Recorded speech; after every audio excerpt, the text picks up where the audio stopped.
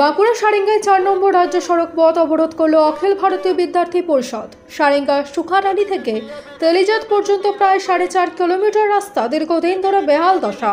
রাস্তা অবিলম্বে সংস্কারের দাবি তুলে বিক্ষোভ দেখিয়ে পথ অবরোধ করলেন অখিল ভারতীয় বিদ্যার্থী পরিষদ। অখিল ভারতীয় বিদ্যার্থী পরিষদের রায়পুর নগর ইউনিটের পক্ষ থেকে এই পথ অবরোধ হয়। আন্দোলনে সামিল হন অখিল ভারতীয় বিদ্যার্থী পরিষদের সারেঙ্গার পণ্ডিত রঘুনাথ মুর্মু স্মৃতি বিদ্যালয় বা PRMS কলেজ ইউনিট। আজ সোমবার সকাল 11টা থেকে দুপুর প্রায় 12টা পর্যন্ত 4 নম্বর রাজ্য সড়কে পিডরগাড়ি মোড় থেকে সারেঙ্গা রাস্তার সুখাডালিতে এই পথ অবরোধ হয়। অবরোধের জেরে ব্যাহত হয় যান চলাচল। ঘটনাস্থলে যান সারেঙ্গার বিডিও তমাল কান্তি সরকার এবং সারেঙ্গা থানার পুলিশ।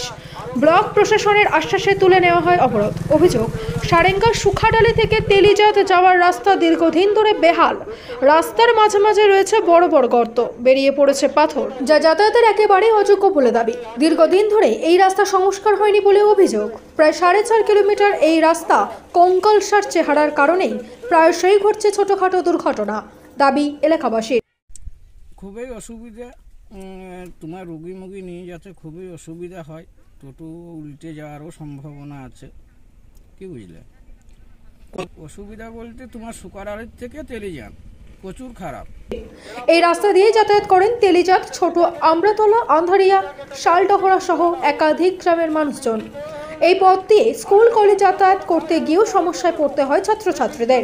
বড় আমলা থেকে সুকারে যাবো, সুকারে থেকে কলেজ রাস্তাটা প্রচুর খারাপ, আর টোটো ভালো চলেনি, আর সাইকেল এলে সাইকেলে বাস্ট হয়ে যায় বা লিক হয়ে যায় আর কি, পাথর। আর কতটা অসুবিধা হচ্ছে? প্রচুর।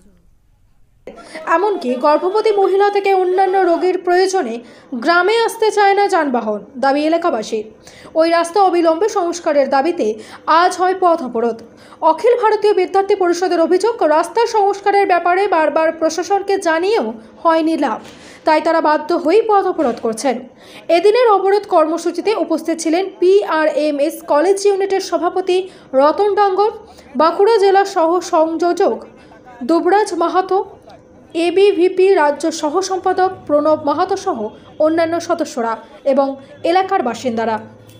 আমরা গত 21শে ডিসেম্বর আমরা বিডিও স্যারকে একটা ডেপুটেশন দিই রাস্তা করার লেগে, এবং এই যে সুকারালি মোড় থেকে যে তেলিজাত পর্যন্ত যে রাস্তাটা, সেটা বেহাল অবস্থা হয়ে আছে আজ গত 7 বছর ধরে। সামনে মাধ্যমিক পরীক্ষা 2রা ফেব্রুয়ারি থেকে এবং উচ্চ মাধ্যমিক পরীক্ষা 16 ফেব্রুয়ারি থেকে।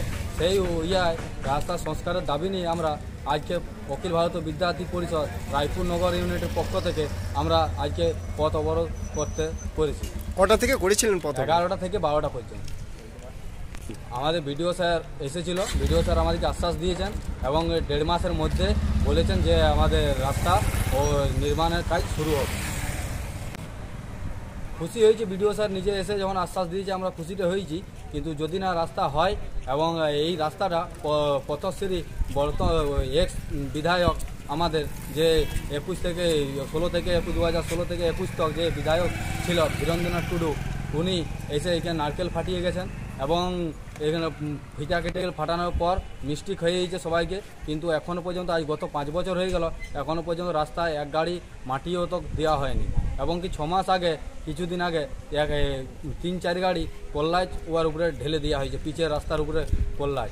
এইটাই আমাদের দুর্ভাগ্য যে আমরা এমন রাজ্যে বসবাস করি যে আন্দোলন না করলে কোনো জিনিসটা হয় না। একটা রাস্তা, যে একটা মেন রাস্তা, একটা হাই স্কুল আছে, একটা ICDS স্কুল আছে, এবং কি একটা হেলথ হাসপাতাল আছে, সেই একটা পুলিশ ফাঁড়ি আছে পর্যন্ত, একটা বড় হাই স্কুল আছে, সামনে উচ্চ মাধ্যমিক পরীক্ষা, সেই পরীক্ষা আরম্ভ হতে চলেছে।